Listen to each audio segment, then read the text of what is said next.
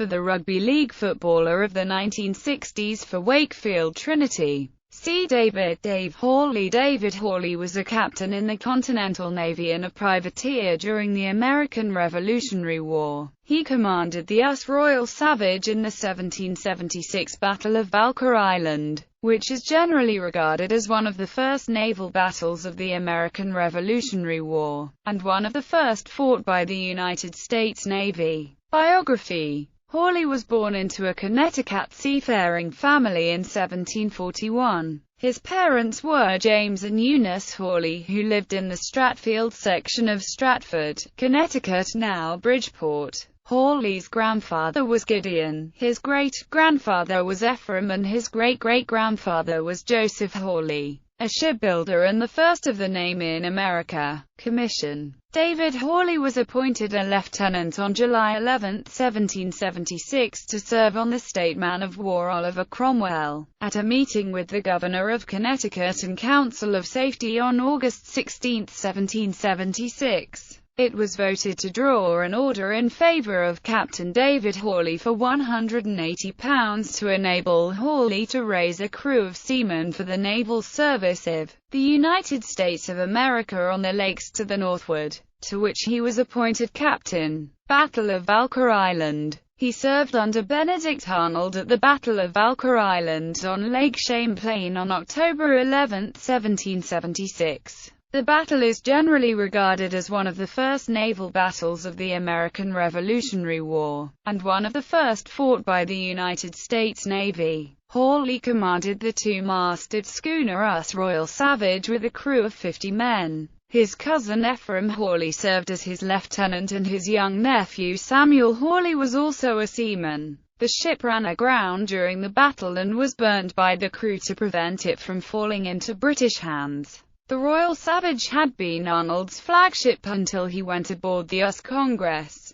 All of Arnold's personal belongings were destroyed when the Royal Savage was burned. This naval battle delayed for 1 year the British attempts to cut the colonies in half. Revolutionary War service. He was taken prisoner several times, and after being taken with the state sloop Schuyler in 1777, he was again exchanged, and continued his service as a privateer in Long Island Sound, bringing several prizes into Black Rock Harbor. He commanded the US Guilford, until she fell prey to the British in New Haven Harbor in July 1779, when he escaped capture and fitted out a flotilla of armed boats by warrant authority, before being commissioned. Daring raid. In November 1779 he commanded a voluntary force of 20 men from Stratford, Connecticut and the vicinity, crossed the Sound in a daring raid and brought back from Long Island, Thomas Jones, Esq.,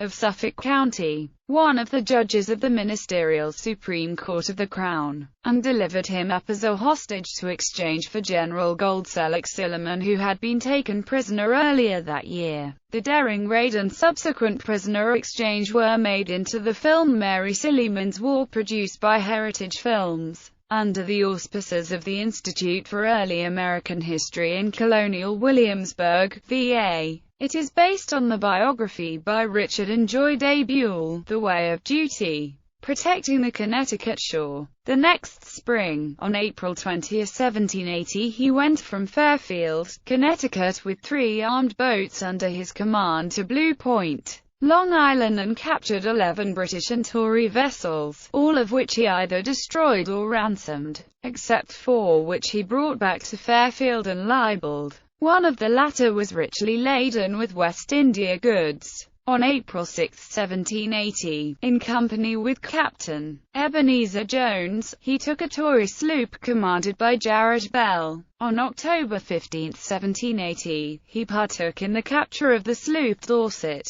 Under his last commission he was especially active in the Sound and performed important naval service in the prevention of illicit trade, seizing and libeling many boats and cargoes in the Fairfield court. During his several exploits, first and last Captain Hawley is credited with the capture of over 20 sail of enemy craft during the American War for Independence. Private life. It is believed by some that Captain Hawley built the first brick house within the city limits of Bridgeport, Connecticut from bricks that may have been supplied by Nero Hawley. The home was located at the corner of Water and Gilbert Streets and was used, after Hawley's death, as a saddle factory by Seth B. Jones, and was the arena of great theological discussions among the workmen, especially Joshua Lord, William Wright, Edwin B. Gregory and Alexander S. Gordon.